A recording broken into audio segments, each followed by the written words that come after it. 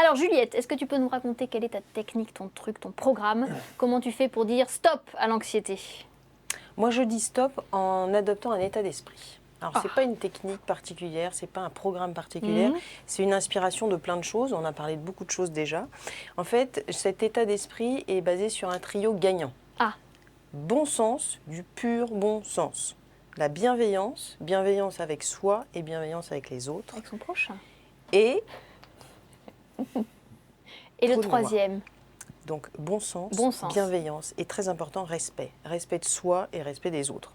D'accord. Donc voilà mon trio gagnant. C'est pas une baguette magique. Oui. C'est, je ne sais pas si vous avez vu Le Magicien d'Oz il y a très Oui. longtemps, avec cet extrait magnifique où il y a Glinda qui raconte. Enfin, la petite fille demande mais pourquoi vous m'avez pas aidé avant et Glinda répond parce qu'en fait vous avez toujours eu le pouvoir à l'intérieur de vous. Vous aviez juste besoin de l'apprendre par vous-même. Donc on en a parlé beaucoup depuis le début de l'émission.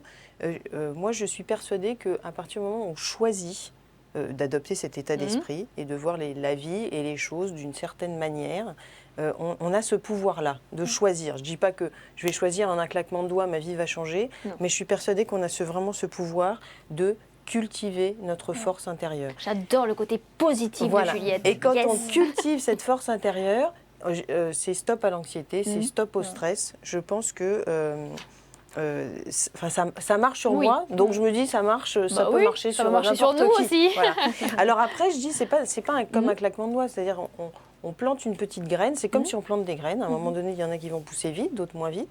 Mais l'idée, c'est que on entretient son jardin et on entretient pas la positive attitude à tout va, j'ai dit tout à l'heure, mais un bien-être intérieur profond qu'on construit petit à petit. Alors comment je la cultive